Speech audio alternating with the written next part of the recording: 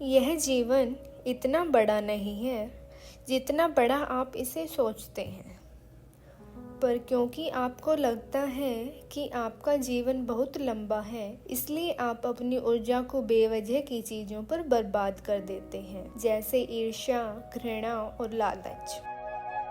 क्या आप सोच सकते हैं कि कोई व्यक्ति अपने पूरे जीवन को किसी से ईर्ष्या करने में बिता दे? दोस्तों, आज मैं आपके साथ एक ऐसे व्यक्ति के जीवन की कहानी सुनाना चाहती हूँ जो अपने पूरे जीवन को गौतम बुद्ध से ईर्ष्या करने में बिता देता है।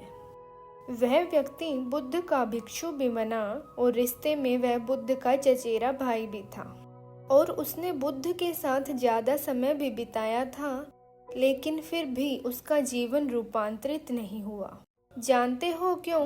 क्योंकि उसने अपने भीतर कड़वाहट के बीज बोकर रखे हुए थे और उस व्यक्ति का नाम देवदत्त था। दोस्तों, देवदत्त ने बुद्ध को मारने की बहुत बार कोशिश करी, लेकिन वह हर बार असफल रहा। एक बार देवदत्त यह सोचता है कि वह राजा अजात शत्रु की सेना को लेकर बुद्ध को और उसके सभी भिक्षुओं को समाप्त कर देगा। देवदत्त राजा के पास जाता है और उनसे कहता है कि राजन, आप मुझे अपनी सेना दीजिए और मैं आपकी सेना की मदद से उस बुद्ध और उसके संग को समाप्त कर दूंगा। लेकिन इस बार भी देवदत्त असफल हो जाता है, क्योंकि अब तक राजा अजातशत्रु भी गौतम बुद्ध का अनुयायी बन चुका था। राजा देवदत्त से कहता है कि बुद्ध को मारना तो दूर की बात है, अगर उनको छोटी सी खरोच भी तो मुझसे बुरा कोई नहीं होगा।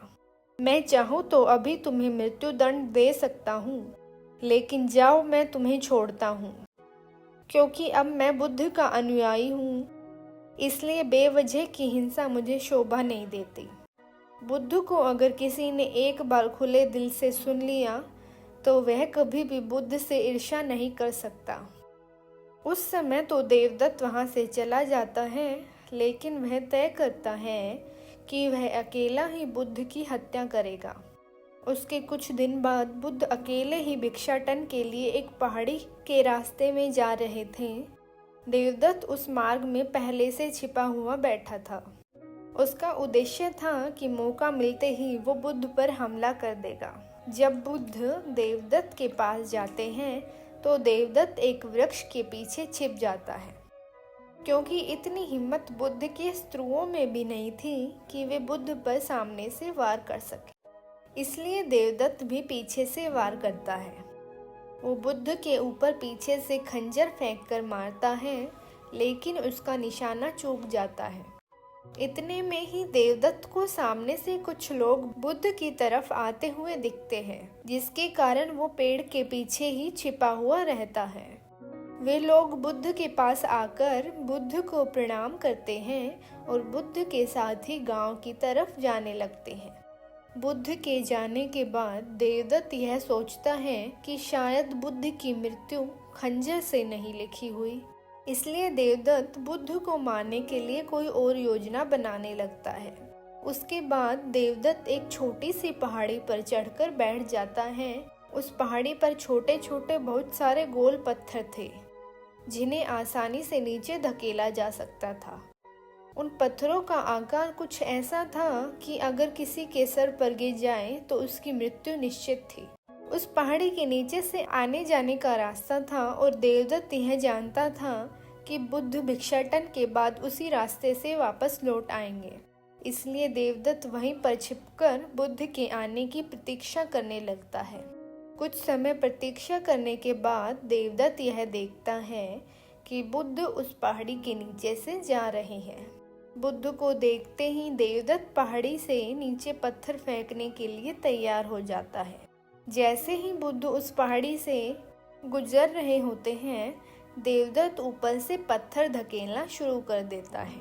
उन पत्थरों से बुद्ध को तो कोई नुकसान नहीं होता, लेकिन पत्थर धकेलने के कारण उसका पैर फिसल जाता है और पहाड़ी से लुढ़कते हुए नीचे गिर पड़ता है।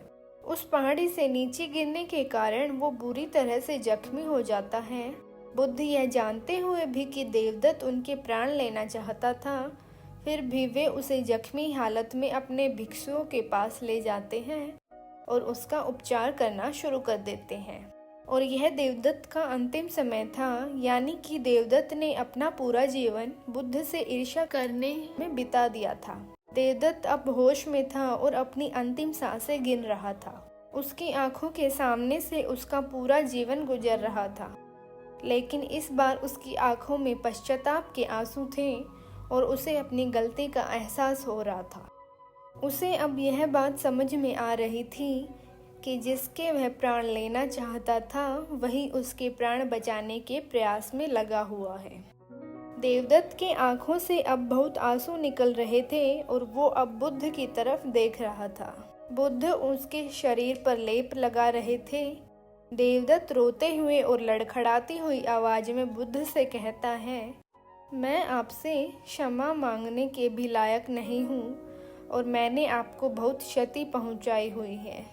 पर बुद्ध कहते हैं कि मुझे तो कुछ याद ही नहीं।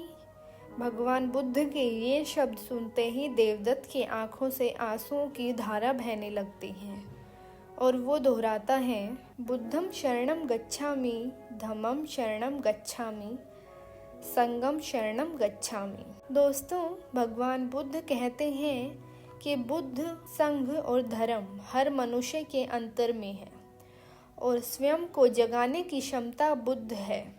जागने के बाद हम जिस पथ पर चलते हैं वह हमारा धर्म है और स्वयं के मन को एकांतरित करना यानी उसे केंद्रित करना संघ है। ये तीनों रत्न सभी लोगों के अंतर में हैं। उसके कुछ क्षण बाद देवदत्त अपना शरीर त्याग देता है। दोस्तों, मैं आपसे पूछना चाहती हूँ कि देवदत्त ने जैसा जीवन जिया, क्या वह जीने लायक था? क्या नरक किसी और जगह का नाम है? वह अपना पूरा जीवन ईर्ष्या की आग में जला और अंत में उसे अपनी गलती का एहसास हुआ। क्या गलती का एहसास करने के लिए मृत्यु आवश्यक है? और क्या मृत्यु आने पर ही हमें उस गलती का एहसास होगा कि ईर्ष्या, घृणा और लालच ये सभी चीज़ें व्यर्थ हैं? क्या उससे पहले हम इस जीवन को सुंदर नहीं बना सकते और इसे जीने योग्य नहीं बना सकते? नर्क हमारे मन के अंदर ही है। हमें अपना मन शांत और दूसरों के प्रति खुश रखना चाहिए, जिससे हमारा पूरा जीवन सुखमय होगा। धन्यवाद।